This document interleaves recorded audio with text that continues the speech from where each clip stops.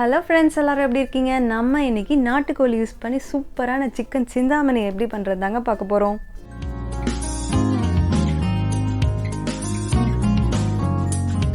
இந்த ரெசிபி செய்யறதுக்கு வெறும் 5 பொருள் தாங்க தேவைப்படும். இப்போ சூடான கடாயில் 4 டேபிள் ஸ்பூன் அளவுக்கு கடலை எண்ணெய் ஆட் பண்ணிக்கோங்க. இந்த சிந்தாமணி ரெசிபி செய்யும்போது எப்போவுமே கடலை எண்ணெய் பயன்படுத்தினீங்கன்னா சுவையும் மனமும் அட்டகாசமாக இருக்குங்க. சமைக்கவே தெரியாதவங்க கூட இந்த ரெசிபியை ஈஸியாக செஞ்சிடலாம்.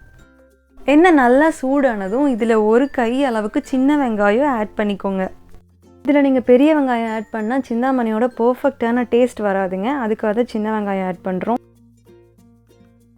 குட்டி குட்டி வெங்காயமாக இருக்கிற மாதிரி செலக்ட் பண்ணிக்கோங்க. பெருசாக இருந்ததுன்னா நம்ம கொஞ்சம் ஹாஃபாக கட் பண்ணி ஆட் பண்ணிக்கலாம்.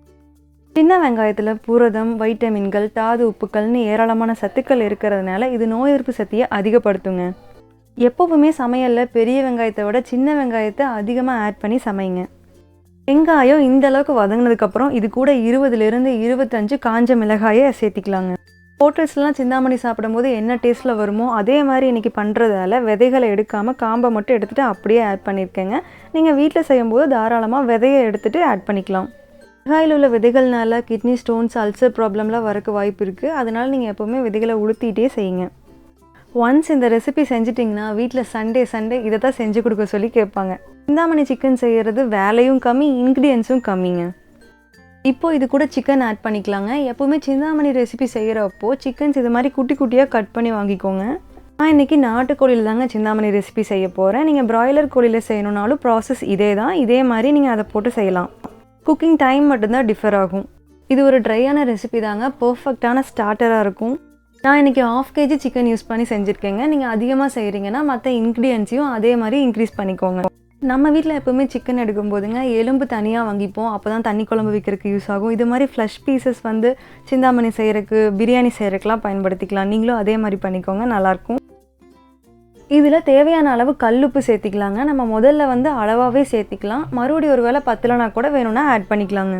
இப்போ நம்ம எல்லோரும் அதிகமாக தூள் உப்பு பயன்படுத்த ஆரம்பிச்சிட்டோம். அதை விட கல்லுப்பு பயன்படுத்துங்க. அதுதான் உடம்புக்கு நிறைய நன்மைகளை கொடுக்கும். இப்போ இது கூட 1/4 டீஸ்பூன் அளவுக்கு மஞ்சள் தூள் சேர்த்திக்கோங்க. இதுக்கப்புறம் என்ன பொருள் சேர்க்கணும் தெரியுமாங்க? எதுவுமே இல்லைங்க. நம்ம சேர்க்க வேண்டிய எல்லா இன்க்ரீடியன்ஸும் அவ்வளோதான். நல்லா குக் பண்ணதுக்கப்புறம் கொத்தமல்லி போட்டு இறக்குனா நம்ம சிந்தாமணி ரெடி ஆயிரும். என் ஹஸ்பண்ட் இப்படி தாங்க கிச்சனுக்கு அடிக்கடி வித்த கட்டுறங்கிற பேரில் ஏதாவது பண்ணிகிட்ருப்பாங்க. இப்படி பண்ணுறப்போ ஆயில் சிக்கன் பீசஸில் ஈவனாக ஸ்ப்ரெட் ஆகி கறி நல்லா திரண்டு வருங்க. நல்லா உடையாமையும் வரும். நீங்களும் இதே மாதிரி ட்ரை பண்ணி பாருங்கள். கீழே கூட்டிகிட்டு அதுக்கு நான் பொறுப்பு இல்லைங்க. நம்ம இதில் எக்ஸ்ட்ராவாக வாட்டர் ஆட் பண்ணணும்னு அவசியமே இல்லைங்க. சிக்கன்லேருந்து வர தண்ணியே அது குக் ஆகிறதுக்கு போதுமான அளவாக இருக்கும். மூடி போட்டு வச்சு நல்லா குக் பண்ணிக்கலாம். நம்ம இன்றைக்கி நாட்டுக்கோழியில் செய்கிறங்காட்டி இது கம்ப்ளீட்டாக குக் ஆகிறதுக்கு 30 மினிட்ஸ் எடுத்துக்கோங்க. இதுவே பிராய்லர் சிக்கனாக இருந்தால் 10 மினிட்ஸே போதும், குக் ஆயிரும். அப்பப்போ ஓப்பன் பண்ணி கலரி விடணுங்க. தண்ணி கரெக்டாக இருக்கானு பார்த்துக்கணும். ஒருவேளை பத்தலைன்னா கொஞ்சமாக மட்டும் தண்ணி ஆட் பண்ணால் போதும். இது ட்ரையான ரெசிபிங்கிறதுனால உப்போட அளவு பத்தலைன்னா இந்த ஸ்டேஜ்லேயே ஆட் பண்ணிக்கோங்க. வெறும் 5 இன்க்ரீடியன்ஸ் வச்சு சிந்தாமணி ஈஸியாக செஞ்சிடலாங்க. இப்போவே மனம் சூப்பராக இருக்குங்க. வெந்ததுக்கப்புறம் எப்படி இருக்குன்னு பார்க்கலாம். 30 மினிட்ஸ் ஆகிடுச்சு. நீங்களே கலர் டிஃப்ரென்ஸ் பார்த்தீங்கல்ல, எல்லோ கலரில் இருந்தது எப்படி வெந்து வந்திருக்குன்னு.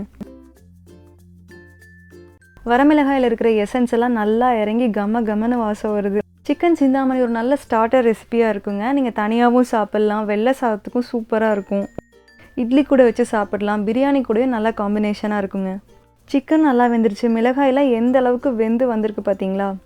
சிந்தாமணியோட டெக்ஸ்சர் பார்க்கும்போதே சாப்பிட்ணும் போல் இருக்குது. நீங்களும் இதை வீட்டில் ட்ரை பண்ணி பார்த்துட்டு எப்படி இருக்குன்னு கமெண்ட் பண்ணுங்கள். இந்த டைமில் கொஞ்சம் கொத்தமல்லி தூவி இறக்கிடுங்க. சுட இது இலையில் பரிமாறி சாப்பிடும்போது அதோட ருசி அப்படி இருக்குங்க. இதை நீங்கள் ஒயிட் ரைஸ் கூட பிசைஞ்சு சாப்பிட்டு பாருங்கள், செம்ம டேஸ்ட்டாக இருக்கும். நான் இன்றைக்கி பிரியாணிக்கு சைடிஷாக வச்சு தாங்க சாப்பிட போகிறேன். இதுவும் செம்ம காம்பினேஷனாக இருந்துச்சு. இந்த வீடியோ உங்களுக்கு பிடிச்சிருந்தா லைக் பண்ணுங்கள், ஷேர் பண்ணுங்கள், நம்ம சேனலுக்கு சப்ஸ்கிரைப் பண்ணுங்கள். நாட்டுக்கோழி பிரியாணி எப்படி பண்ணுறது அப்படிங்கிற வீடியோவும் கூடிய சீக்கிரம் நம்ம சேனலில் அப்லோட் பண்ண போகிறோம்.